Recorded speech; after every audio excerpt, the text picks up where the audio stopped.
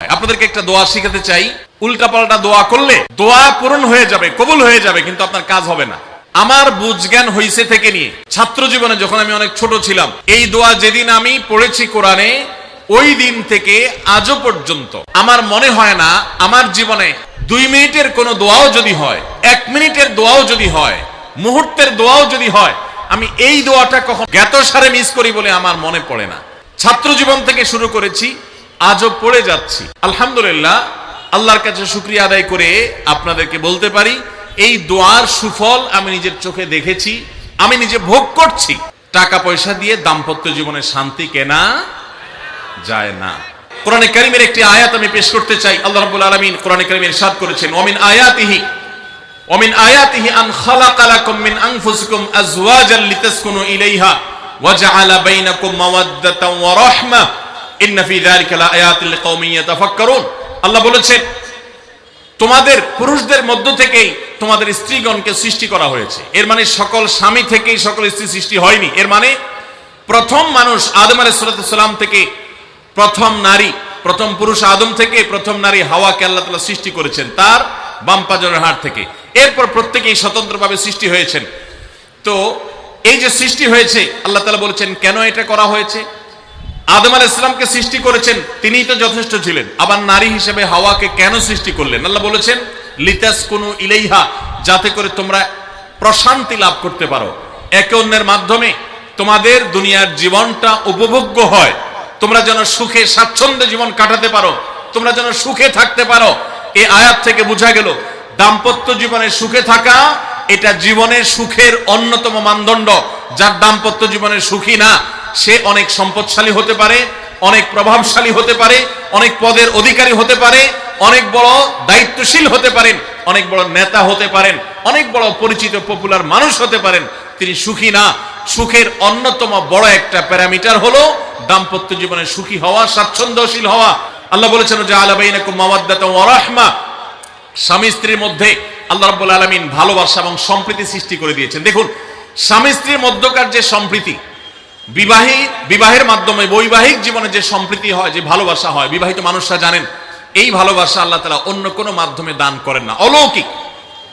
শুধুমাত্র বিবাহের বন্ধনটা হওয়ার সঙ্গে সঙ্গেই পরস্পর প্রতি যে আন্তরিকতা হয়, যে ভালোবাসা হয়, এটা পৃথিবীতে বিরল। অবৈধ সম্পর্ক, বিবাহ ছাড়া যে সমস্ত রিলেশন হয়, সেগুলোতে এই ধরনের ভালোবাসা, প্রকৃত সম্প্রীতি, এগুলো কল্পনাও করা যায় না। অনেক মানুষ আছেন আমাদের কাছে আসে, বিশেষ করে আমার কাছে যত মানুষ অফিসে আসেন, এক এক দিন কয়েকশো মানুষও দেখা যায় অফিসে আসেন, এমনও হয় কোন দিন কয়েকশো মানুষও হয়। তো আমাদের অফিসে অনেকগুলো ডেস্ক আছে, অনেক আলেম আছেন, তারা সমাধান দেন বসে বসে, তারা সহযোগিতা করেন আমার সাথে। অনেকগুলো ডেস্ক বসাতে হয়েছে, এত বেশি মানুষ আসেন। আপনারা অবাক হবেন, সবচেয়ে বেশি মানুষ আসে যেই ইস্যুটাকে নিয়ে, সবচেয়ে বেশি মানুষ আসে সেটা হলো দাম্পত্য কলহ, স্বামী স্ত্রীর ঝগড়া বিবাদ, তালাক, এগুলো নিয়ে সবচেয়ে বেশি সংখ্যক মানুষ আছেন। এবং আপনারা আরো অবাক হবেন, গরিব মানুষদের মধ্যে স্বামী স্ত্রীর মধ্যকার দূরত্ব, তাদের মধ্যকার কলহ, দ্বন্দ্ব, ঝগড়া, ফাসাদ, এগুলোর পরিমাণ বা রেশিও যত বেশি, টাকা পয়সা যাদের আছে, সামাজিক অবস্থান যাদের ভালো, আমার অভিজ্ঞতা হলো তাদের মধ্যে দাম্পত্য জীবনে কলহের পরিমাণ তুলনামূলক বেশি। তাহলে অনেক যুবক আছেন যারা বিয়ে শাদী এখনো করেন নাই, শুধুমাত্র হাতটা কসলাচ্ছেন আর চিন্তা করতেছেন চাকরিটা শুরু করতে পারি, ব্যবসাটা শুরু করতে পারি, বিদেশটা যায় সারতে পারি, টাকার বস্তা কামাই করে ফেলবো। তখন বউ একেবারে শুয়ের মতো সোজা থাকবে, আমাকে দিল জুড়ে ভালোবাসবে, আদর করবে, ভালোবাসা হবে, সম্প্রীতি হবে, চোখে মুখে লাল নীল রঙিন স্বপ্ন অনেক যুবক ভাইরা এখনো দেখছেন। আপনাদেরকে বলছি, টাকা পয়সা দিয়ে দাম্পত্য জীবনে শান্তি কেনা যায় না। টাকা পয়সা এবং সামাজিক অবস্থান দিয়ে মানুষ সুখী হয় না। আমাদের কাছে অনেক মানুষ এসে চোখের পানি ফেলেন, তাদের সামাজিক অবস্থান অনেক মজবুত, তাদের সামাজিক স্ট্যাটাস কল্পনার অতীত, কিন্তু তারা পারিবারিকভাবে সুখী নন।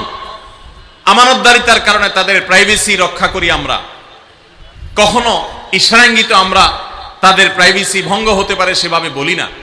কিন্তু আমরা রেশিওটা আপনাদের সামনে পেশ করছি এজন্য, আপনারা যারা হাত কসলাচ্ছেন, যারা বেকার যুবক আছেন, যারা স্টুডেন্ট আছেন, যারা মনে করছেন যে টাকা পয়সা কামাই করে বস্তা ভরি, তারপরে আমি বিয়ে শাদী করে ফেললে সুখের সাগরে হাবুডুবু খাবো, আমি এরকম দেশ বিদেশ ঘুরতে থাকবো, এই রঙিন স্বপ্ন যারা দেখছেন তাদেরকে বলছি, বিশ্বাস করুন, সুখের সাথে এই টাকা পয়সা এবং সামাজিক অবস্থানের সম্পর্ক আপনি যতটা আছে মনে করেন বাস্তবে ততটা নাই।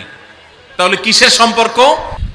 সুখী দাম্পত্য জীবনের জন্য পুরুষ এবং নারী উভয়ের জন্য সর্বপ্রথম এবং প্রধান করণীয় হলো আল্লাহ তাআলার কাছে অনেক আগে থেকে দোয়া করতে থাকা, দরখাস্ত সাবমিট করা যে আল্লাহ, আমার পরিবার, আমার স্ত্রী, আমার অনাগত সন্তান সন্ততি যারা আসবে আমার বংশে, আমার ঘরে, আমার সংসারে, আমার পরিবারে, আল্লাহ আপনি তাদেরকে নেককার, তাদেরকে মুত্তাকিদের ইমাম এবং তাদেরকে এমন মানুষ বানিয়ে দেন যেন তারা চক্ষু শীতলকারী হয়। আপনাদেরকে একটা দোয়া শিখাতে চাই, অনেকে হয়তো জানেন, সূরা ফুরকানের ৭৪ নম্বর আয়াত।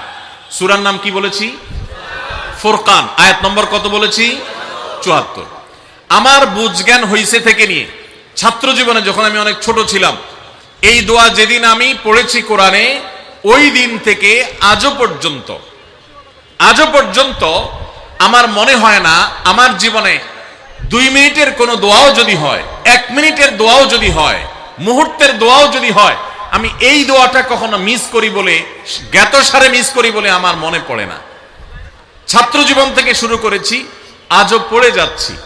আলহামদুলিল্লাহ, আল্লাহর কাছে শুকরিয়া আদায় করে আপনাদেরকে বলতে পারি, এই দোয়ার সুফল আমি নিজের চোখে দেখেছি, আমি নিজে ভোগ করছি। এজন্য আপনাদেরকে আমি বলতে চাই, বিবাহিত হন কিংবা অবিবাহিত হন, আপনার দাম্পত্য জীবনের সুখের জন্য সর্বপ্রথম এবং প্রধান করণীয় হলো এই দোয়া। এর বাইরে আরো সাধারণভাবে আল্লাহ তাআলার কাছে দোয়া করতে থাকা, যেন আল্লাহ তাআলা আপনাকে এমন একজন জীবন সঙ্গী দেন। মা বোনরা দোয়া করবেন জীবন সঙ্গী, আপনারা দোয়া করবেন এমন যেন জীবন সঙ্গিনী দেন, যে জীবন সঙ্গী আপনার চোখ জুড়ানোর মতো হবে। দেখুন, আল্লাহর ভাষা এমন যে এই ভাষা তো অলৌকিক, এটা কোনো মানুষের ভাষা নয়। দোয়ার ভাষ্য লক্ষ্য করেন, আল্লাহ শিক্ষা দিচ্ছেন আমাদেরকে, রব্বানা হাবলানা মিন আজওয়াজিনা ওয়া যুররিয়াতিনা কুররাতা আয়ুন, হে আমাদের রব, আমরা আপনার কাছে এমন স্ত্রী চাই, এমন সন্তান চাই, এমন পরিবার চাই, যেই পরিবারের সদস্য, আমার স্ত্রী, আমার সন্তানরা আমার নয়ন জুড়াবে, আমার চোখ জুড়াবে, এরকম মানুষ চাই। একটু ভাষাটা লক্ষ্য করুন। আমরা সাধারণত দোয়া করলে কি চাই? আমরা এক একটা দিক চাই। ধরুন, আপনার স্ত্রী মাশাআল্লাহ অনেক সুন্দরী, অপূর্ব সুন্দরী, তিনি আল্লাহ তাআলা তাকে অনেক রূপ লাবণ্য দিয়েছেন, কিন্তু তার যদি চরিত্রটা খারাপ হয়, তাহলে এই স্ত্রীকে আপনার নয়ন জুড়াবে, চোখ জুড়াবে, চক্ষু শীতলকারী হবে? আপনার স্ত্রীর চরিত্র ভালো, দেখতে শুনতেও মাশাআল্লাহ সুন্দর, কিন্তু পড়ালেখা নাই, বুদ্ধি শুদ্ধি নাই, একটু বেকুব কিসিমের, তাহলে কি আপনার চোখ জুড়াবে? ভালো লাগবে? আপনার স্ত্রী শিক্ষা দীক্ষাও আছে, জ্ঞান গরিমায় মাশাআল্লাহ তিনি ভালো, রিচ, সমৃদ্ধ, আবার চেহারা সুন্দর, আবার তার মধ্যে তার চরিত্রের সমস্যা নেই, কিন্তু সমস্যা কি? সমস্যা ধরুন তার ভিতরে এমন রোগ আছে, শারীরিক রোগ, যেই রোগের কারণে আপনার জন্য সেটা বড় কঠিন পরিস্থিতির মুখোমুখি হতে হয়। ধরুন দুরারোগ্য কোনো ব্যাধি আছে, মরণ ব্যাধি আছে, এমন কোন রোগ আছে যেটার কারণে আপনাকেও সাফার করতে হয়, তাহলে এই স্ত্রী কি আপনার চোখ জুড়াবে? ঠিক একই কথা স্বামীর ক্ষেত্রে প্রযোজ্য, সন্তানের ক্ষেত্রে প্রযোজ্য। আল্লাহ তাআলা এমন একটা শব্দ শিক্ষা দিয়েছেন, দেখুন, আল্লাহর কাছে চাইতেও জানতে হয়। উল্টাপাল্টা দোয়া করলে দোয়া পূরণ হয়ে যাবে, কবুল হয়ে যাবে, কিন্তু আপনার কাজ হবে না। অনেক যুবক আছে আল্লাহর কাছে দোয়া করে, আল্লাহ বেশি না, 1,05,000 টাকা চাই।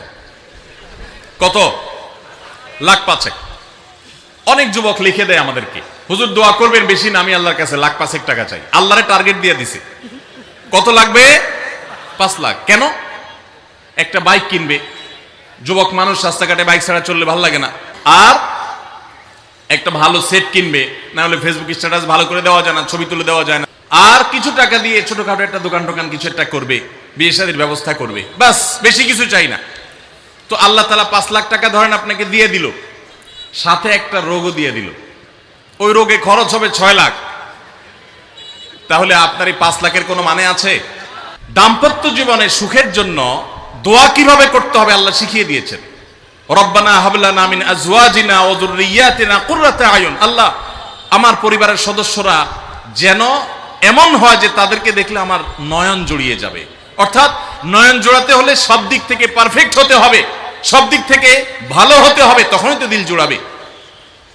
ওয়াজআলনা লিল মুত্তাকিনা ইমামা, আর আমাদের সবাইকে, গোটা পরিবারকে আপনি মুত্তাকিদের ইমাম বানায় দেন, সৎ মানুষ বানায় দেন। কারণ সৎ যদি না হয়, আল্লাহভীরু যদি না হয়, তাহলে কখনো তাদের মাধ্যমে আপনি সুখ শান্তি পেতে পারেন না। তাহলে প্রথম করণীয় দাম্পত্য জীবনের সুখের জন্য, সুখী দাম্পত্যের জন্য আল্লাহর কাছে দোয়া করতে থাকা। সূরা ফুরকানের ৭৪ নম্বর আয়াত, এর পাশাপাশি আরো যত আয়াত আছে, অথবা সাধারণভাবে আপনি আল্লাহর কাছে, আল্লাহ আমি ভালো সঙ্গী যেন পাই সেজন্য দোয়া করতে থাকবো। আল্লাহ আমাদেরকে তৌফিক দান করুন।